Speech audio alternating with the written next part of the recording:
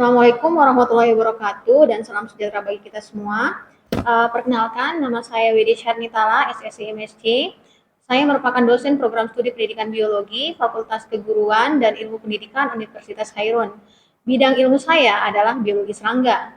Pada kesempatan ini, saya akan menjelaskan salah satu mata kuliah yang saya ampu, yaitu biologi serangga yang diajarkan pada semester genap. Bobotnya adalah 3 SKS yang terdiri atas 3 SKS teori dan 1 SKS praktikum.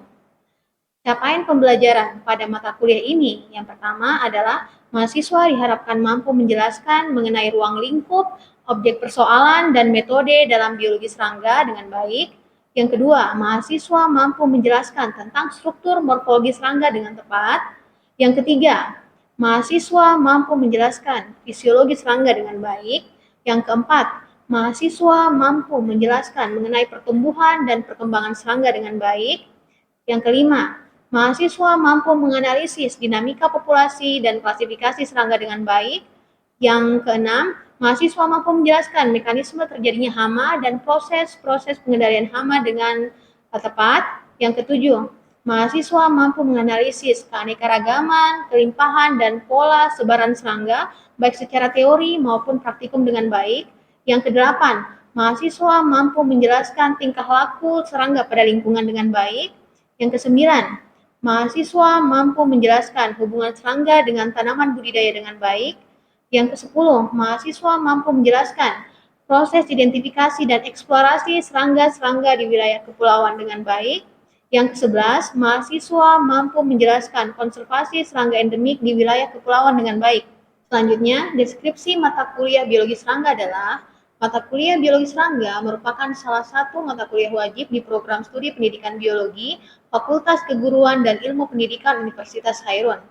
Mata kuliah ini memberikan pemahaman yang komprehensif mengenai konsep-konsep dasar dan prinsip biologi serangga, serta terampil menerapkan metode dasar untuk memecahkan dan memberikan solusi alternatif yang dibutuhkan untuk direkomendasikan dalam mengatasi masalah-masalah di bidang biologi serangga. Mata kuliah biologi serangga ini merupakan mata kuliah yang diberikan setiap tahunnya pada semester genap. Mata kuliah ini memiliki bobot 3 SKS yang terdiri atas 2 SKS teori dan 1 SKS praktikum. 2 SKS teori ini mencakup 14 kali pertemuan perkuliahan, 1 kali UTS, dan 1 kali UAS, dengan total 16 kali pertemuan.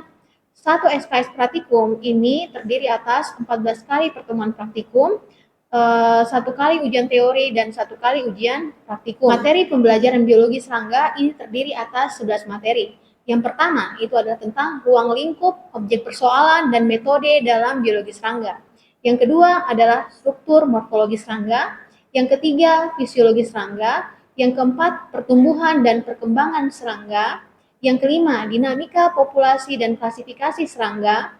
Yang keenam, mekanisme terjadinya hama dan cara-cara pengendalian hama. Yang ketujuh, keanekaragaman, kelimpahan, dan pola sebaran serangga secara teori maupun praktikum. Yang kedelapan, tingkah laku serangga pada lingkungan.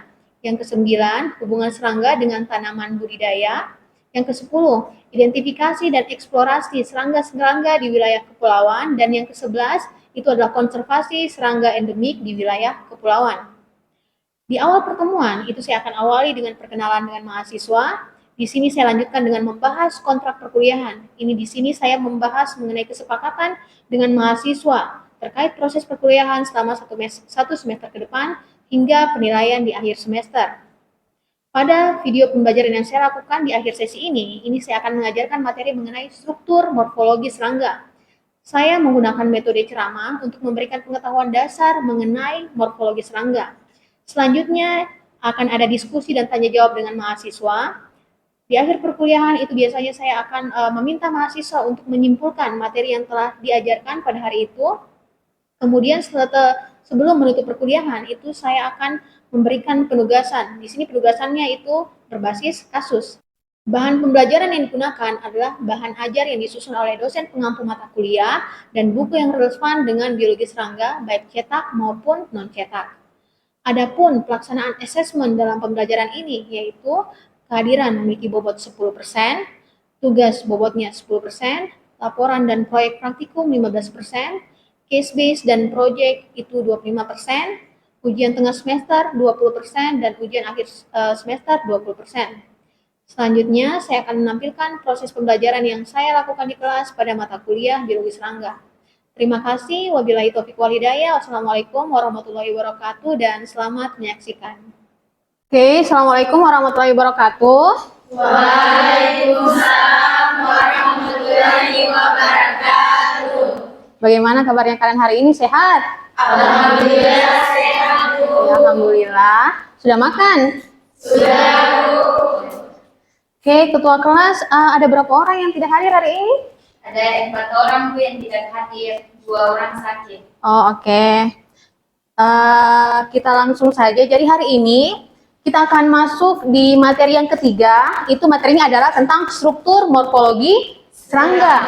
Ini merupakan materi lanjutan dari materi yang minggu lalu mengenai ruang lingkup dari biologi serangga. Nah, sebelum saya perkenalkan kalian lebih lanjut tentang apa itu morfologi serangga, di sini kalian perlu tahu dulu capaian pembelajaran dari mata kuliah ini, yaitu kalian itu harus mampu menjelaskan tentang struktur morfologi serangga. Nah, struktur morfologi apa saja yang harus kalian tahu? Di sini ada 3, yaitu ada kepalanya atau caputnya, kemudian ada toraks atau dadanya, dan ada perut atau abdomen. Oke, saya lanjut. Kalian pernah perhatikan tidak? Bentuk mulut dari kupu-kupu dan belalang, apakah dia samakah atau dia beda? Sama atau beda? Beda-beda. Dia berbeda. Nah, di sini biar saya tampilkan gambarnya. Ini adalah alat mulut kupu-kupu. Ini disebutnya belalai atau proboscis. Nah, ini adalah alat mulut dari belalang. Dari secara morfologi, serangga itu dia punya bentuk tubuh yang beda-beda. Dan di sini salah satu contohnya adalah alat mulutnya. Nah, ini adalah yang akan kita bahas hari ini. Jadi, pokok pembahasan kita hari ini, itu yang pertama adalah tentang ciri-ciri serangga. Kemudian yang kedua adalah karakteristik kepala serangga atau caputnya. Yang ketiga adalah karakteristik dada atau toraksnya. Dan yang keempat adalah karakteristik perut atau abdomen. Nanti lebih keras suaranya ya. Sekarang kita mulai dari yang pertama, ciri-ciri serangga. Nah, ini adalah serangga. Jadi, tubuhnya serangga. Ini adalah karakteristiknya. Ada yang bisa bacakan tidak? Apa ciri dari serangga? Bu. Oke. Boleh berdiri, Dek? Ya. Nah, Serangga mempunyai sayap, Bu. Oke, dia punya sayap. Selain sayap, dia punya apa lagi? Antena, Bu. Dia punya antena.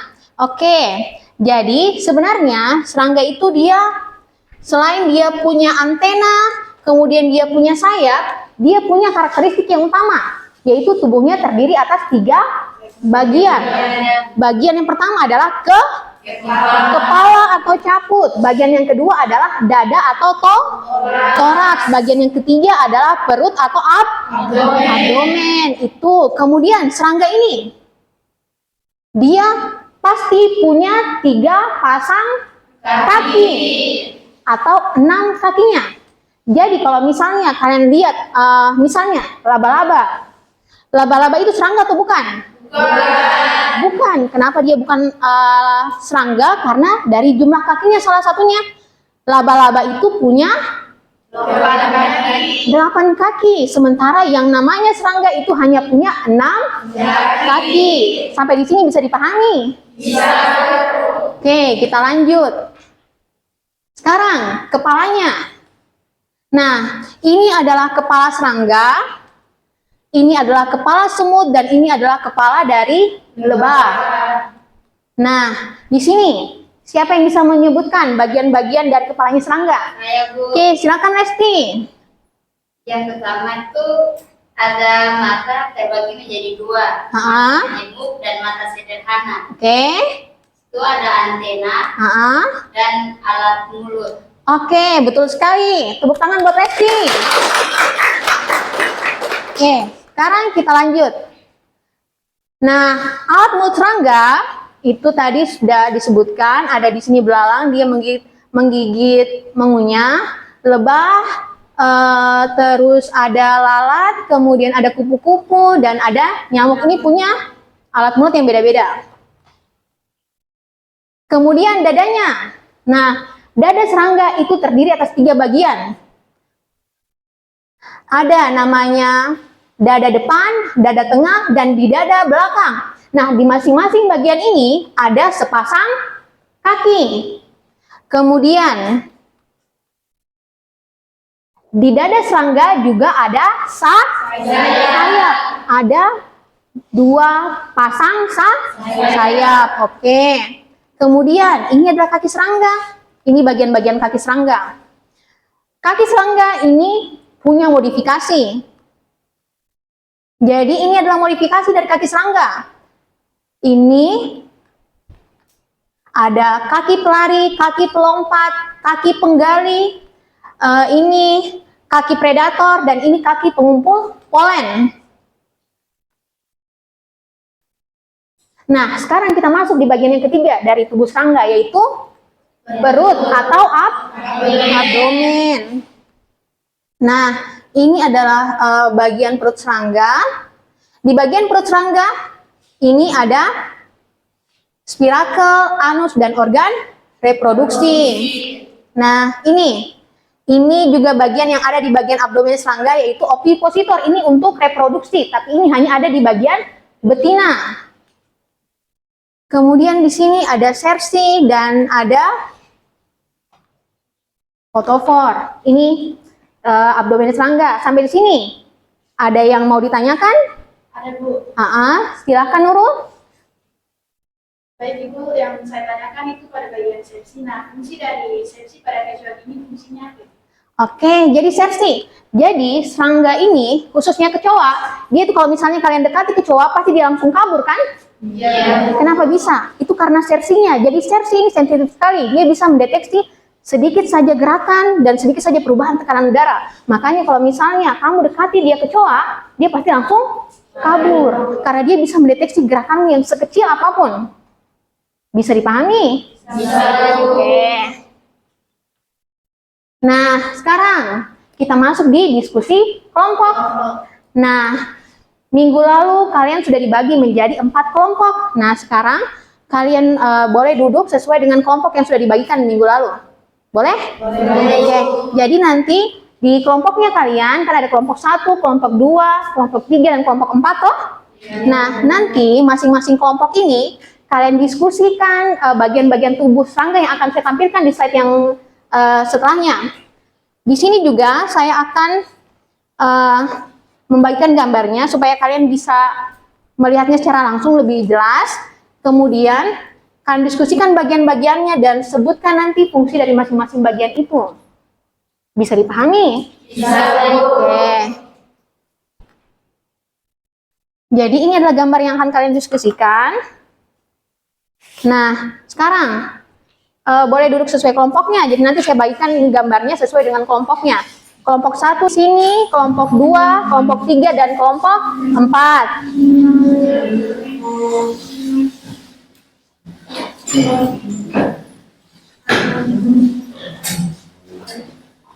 Oke.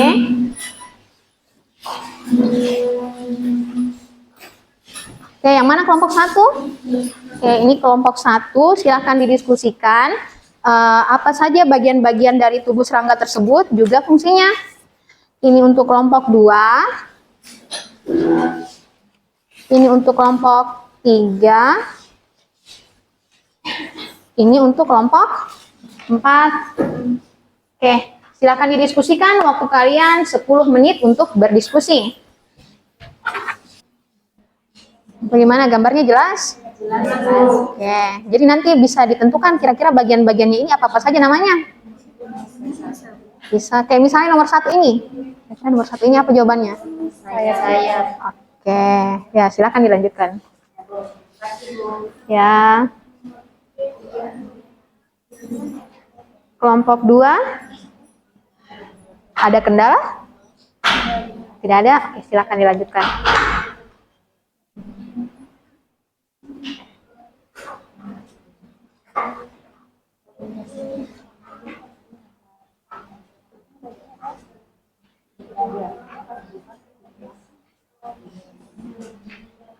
Kelompok 1,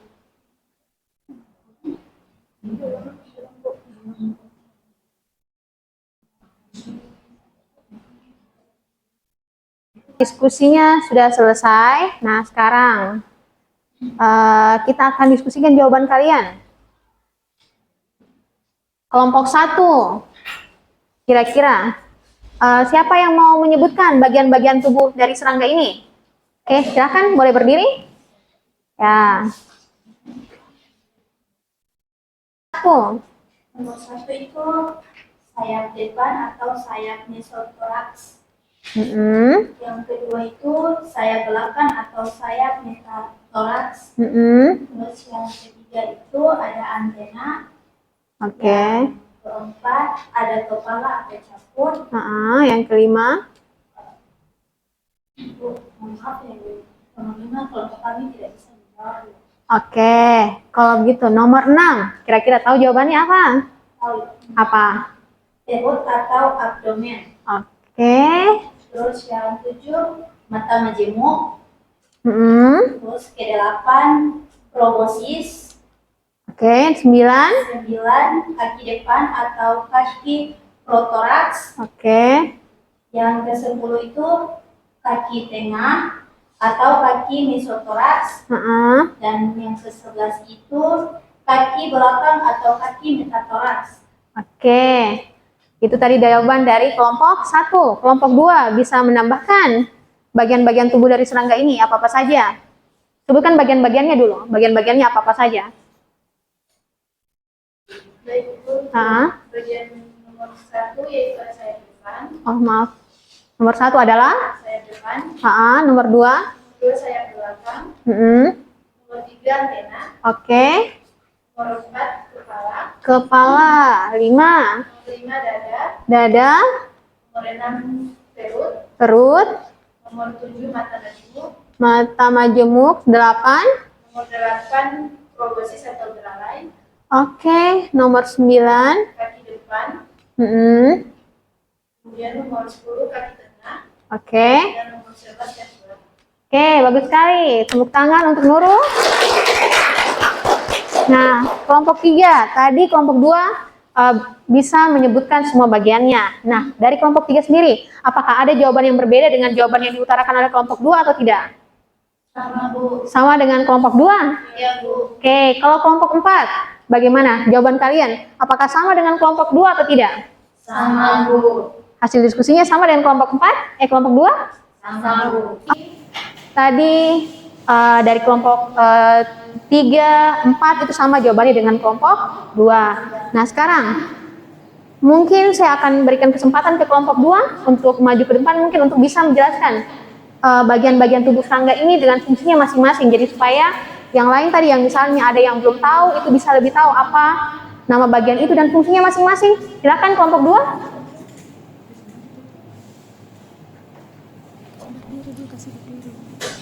Oke, di depan silakan. Bagian-bagian dari buku yang pertama. Ya, kasih lebih besar suara supaya teman-teman di belakang juga dengar. Baik, untuk bagian-bagian pada kupu-kupu yang pertama itu adalah sayap depan. Oke, yang pertama adalah sayap depan. Yang dimana berfungsi untuk terbang dan juga untuk mencari sumber makanan seperti nektar. Kemudian untuk yang kedua itu adalah sayap delapan. Ya. Sayap belakang. Oke. Sama halnya dengan sayap depan. Nah, kemudian yang ketiga adalah antena, yang dimana berfungsi mendeteksi rangsangan kimiawi atau mekanik. Oke, jadi yang ketiga adalah antena, dia mendeteksi rangsangan. Jadi serangga itu dia tidak bisa mencium bau dengan melalui, jadi kan serangga tidak punya hidung, jadi dia bisa mendeteksi rangsangan kimiawi seperti misalnya bau itu dari antenanya. Yang keempat itu adalah kepala, di mana berfungsi sebagai tempatnya mata dan belalai. Oke, betul sekali. Yang kelima Yang kelima adalah dada, mana berfungsi sebagai tempat melekatnya sayap dan kaki. Oke, jadi sayap ini 2 pasang sayap di serangga dan 3 pasang kakinya itu melekat di bagian dada atau toraks. Oke, selanjutnya. Kemudian yang keenam adalah perut, yang dimana berfungsi sebagai tempat organ-organ dalam tubuh dan alat reproduksi. Oke, organ dalam tubuh seperti misalnya sistem pencernaan, sistem reproduksi, itu semua ada di dalam abdomen. Oke, selanjutnya. Kemudian yang ketujuh adalah mata majemuk, yang dimana berfungsi sebagai untuk melihat. Oke, jadi serangga melihat dengan mata majemuknya. Selanjutnya. Kemudian yang kedelapan adalah proboscis atau belalai. Oke, proboscis. Berfungsi untuk menghisap nektar. Oke, jadi pada kupu-kupu, proboscisnya itu kan dia bentuknya panjang kan? Itu fungsinya untuk menghisap nektar pada bunga. Jadi di bunga itu ada cairan manis. Yang manis sekali namanya adalah nektar. Kupu-kupu menghisap itu dengan menggunakan proboscisnya yang panjang, belalainya yang panjang. Selanjutnya. Kemudian ada kaki depan, 9, yaitu berfungsi untuk berjalan dan bernafas. Oke, nomor 10. Nomor 10 kaki tengah, di mana berfungsi untuk berjalan dan tidak bergerak. Oke, nomor 11. Nomor 11 sama halnya dengan 10 dan juga 9 berfungsi sebagai berjalan dan tidak bergerak. Oke, bagus sekali. Tepuk tangan untuk Nurul. Terima kasih. Nah, jadi tadi Nurul sudah menjelaskan ke kita semua mengenai bagian-bagian dari tubuh serangga. Nah, sekarang sampai sini bisa dipahami apa yang Nurul jelaskan tadi? Bisa. Oke.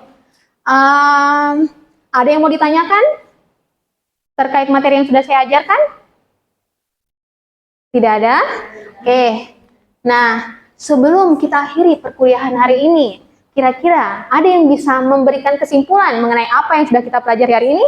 Ya, silakan Andini. Boleh berdiri Andini? Ya. Baik, kesimpulannya di sini serangga punya bagian tubuh yaitu kepala caput, sepasang antena, punya 2 sayap, sama 3 sepasang kaki. Oke, betul sekali. Jadi, seperti yang sudah dijelaskan Andini, bahwa serangga punya 3 bagian tubuh. Ada kepala atau caput, dada atau toraks, perut atau abdomen, kemudian dia itu punya sepasang sayap. Dan kakinya ada berapa tadi? 3, betul sekali. Oke. Jadi, ini adalah kesimpulan materi kita hari ini. Nah, sebelum menutup perkuliahan hari ini, saya akan kasih kalian tugas. Jadi, nanti kalian bersama-sama dengan kelompoknya itu akan jalan-jalan di daerah perkebunan. Jadi tugasnya ini tentang studi kasus, tentang jenis-jenis serangga yang ada di area perkebunan. Jadi nanti kamu akan mengamati morfologi dari serangga di area perkebunan itu. Bisa berupa hama, bisa berupa penyerbuk atau polinator, bisa juga dia menjadi musuh alami. Jadi nanti kamu lihat karakteristik morfologi untuk membedakan hama itu seperti apa, penyerbuk itu seperti apa, musuh alami itu seperti apa dari karakteristik morfologinya. Nah, tugas ini saya beri waktu selama 1 minggu untuk dikerjakan. Dan kalian harus mengumpulkannya di pertemuan minggu depan, yaitu di pertemuan yang keempat. Bisa dipahami tentang tugasnya? Bisa, Bu. Oke. Jadi, ini referensi yang digunakan. Baik, terima kasih banyak atas perhatian kalian selama mata kuliah hari ini. Saya akhiri dengan ucapan wabillahi taufiq wal hidayah. Wassalamualaikum warahmatullahi wabarakatuh. Waalaikumsalam warahmatullahi wabarakatuh.